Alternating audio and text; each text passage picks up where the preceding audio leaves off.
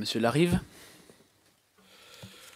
Oui, Madame la Présidente, Monsieur le Président, Mesdames, Messieurs, chers collègues, merci, Mesdames Grard et Decker, Monsieur Delahaye, vous nous avez rapporté les faits concrets qui prévalent sur le terrain. C'est tellement rare dans ces murs où la majorité se drape souvent dans sa démarche technocratique pour imaginer de façon très virtuelle la vie des gens que je vous en remercie très sincèrement. N'en déplaise à Monsieur le Président, cette déploration qu'il ne souhaitait pas, c'est la réalité d'une grande partie de notre population. Certains enseignants sont en difficulté face à des situations de pauvreté extrême. Ils sont projetés dans la vie privée de leurs élèves qui essaient souvent de ne pas dévoiler cette partie de leur vie. Certains élèves réussissent même par pudeur à ne pas révéler les problèmes dont ils souffrent. Pourtant, nous pensons que ces situations devraient pouvoir trouver des correctifs assez simples à l'école, notamment par la mise en place de repas gratuits, la mise à disposition gratuite pour tous les élèves de manuels scolaires et du matériel essentiel à leurs études, sans avoir à pomper le fonds de solidarité qui risque de péricliter d'ici 2019. Par ailleurs, il est évident que les élèves ne sont pas égaux devant les activités extrascolaires. Le fait de laisser les départements financer de nouvelles activités périscolaires renforce la balkanisation. Les départements qui sont fortunés et peuvent offrir une carte d'activité riche, d'autres ont des priorités différentes et ne peuvent pas combler ces différences. Ainsi, nous pensons que c'est à l'État qu'il doit revenir de garantir l'accès à toutes et à tous à des activités périscolaires qui participent à la construction intellectuelle, à la socialisation et à la responsabilisation des enfants. Nous souhaiterions savoir si vous partagez cette analyse et si vous auriez des solutions à préconiser afin de compléter l'action de solidarité qui est souvent menée par les enseignants.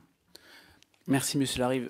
Je regrette que vous alliez sur le terrain de la polémique, parce qu'avec Madame Bourguignon, ça fait plusieurs semaines que nous travaillons à l'organisation de cette audition, justement parce que nous ne nous drapons pas dans des postures. Monsieur Larive, nous ne nous drapons pas dans des postures, et permettez-moi quand même de dire que, effectivement, vous avez un constat en observant le terrain, nous l'avons aussi, et nous avons en 2 mois assuré le dédoublement de classes de CP en REP+. C'est du jamais vu. Monsieur Larive, il n'est pas ici question de posture, certainement ni au sein de la Commission des affaires sociales, ni au sein de la Commission des affaires culturelles et de l'éducation. Voilà. Donc, je vous remercie pour votre question. Permettez-moi aussi d'y répondre pour apporter un petit peu de contradiction. Pour terminer ce cycle de questions, Madame Vidal. Madame Bourguignon, c'est... Non, j'allais te dire exactement la même chose, c'est-à-dire que personne ne se drape dans rien ici et que c'est bien à notre initiative d'ailleurs que nous allons travailler toute la journée sur la pauvreté à l'école, que nous connaissons aussi, vous savez, on n'est pas hors sol, et de par nos expériences personnelles et professionnelles et militantes souvent. Donc je pense que personne n'a de leçon à donner à personne ce matin, que nous sommes là pour auditionner des grands témoins qui nous apportent leur éclairage, leur témoignage, pour dire que oui, décidément, dans ce pays et aujourd'hui encore, et malgré des rapports récurrents, on va se le dire, puisque votre premier date de 92, Monsieur Delahaye, c'est ça? Un autre que vous. Ensuite est venu votre rapport, et j'espère qu'il n'y en aura pas un suivant, que nous sommes en train de travailler en dehors d'ici et de ces murs sur une stratégie de lutte contre la pauvreté qui part de l'enfant, et l'enfant, il me semble bien qu'il en est question lorsque l'on parle de l'école. Voilà, donc je veux dire, personne ne doit jeter la pierre à personne. Nous sommes ici pour essayer d'entendre, d'écouter, de trouver ensemble des solutions pour l'avenir. Et voilà, donc je pense que le débat doit rester serein et qu'il l'était jusqu'à maintenant et que ça doit le demeurer. Merci.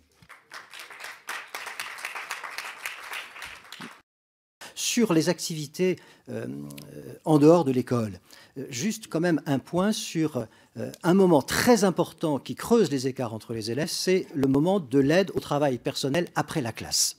Le moment où on fait les devoirs. C'est un moment essentiel pour construire les apprentissages. C'est aussi un moment où on voit se creuser les inégalités. Donc il y a quantité de dispositifs qui sont en place dans notre système éducatif. Et la dernière mesure en date, devoir fait pour le collège, mis en place par le ministre, est une excellente mesure parce que ça entre tout à fait dans cette logique-là. De la même manière que l'accompagnement éducatif mis en place en 2008 permettait de faire une aide aux devoirs, sauf que ces crédits d'accompagnement éducatif, il leur arrive la même chose que les crédits sur les fonds sociaux, c'est-à-dire qu'on est incapable de garder les 300 millions d'euros qui avaient été destinés à cette opération en 2008. Donc on a des crédits pour cela, mais ce sont des crédits qui sont sous contrainte budgétaire, qui sont à la merci d'un gel budgétaire. Il y a, et j'attire l'attention là-dessus, un accompagnement éducatif qui, dans ce pays, n'est pas sous contrainte budgétaire, qui est sans contrainte budgétaire, qui est protégé, qui ne subit jamais de gel budgétaire. C'est l'accompagnement éducatif que nous offrons aux étudiants de classes préparatoires aux grandes écoles, ce qu'on appelle les heures de colle. 50 millions d'euros en 2002 pour ces heures de colle. Ils sont 85 000, hein, les étudiants, ils ne sont pas 1,2 million.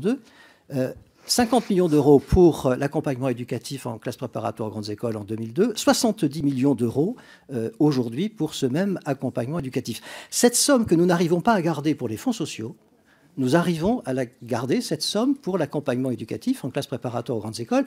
Est-ce qu'il n'y aurait pas dans ce pays, de temps en temps, pardonnez-moi cette provocation, une solidarité à l'envers? Et si on pousse encore un peu plus la provocation, où sont les assistés?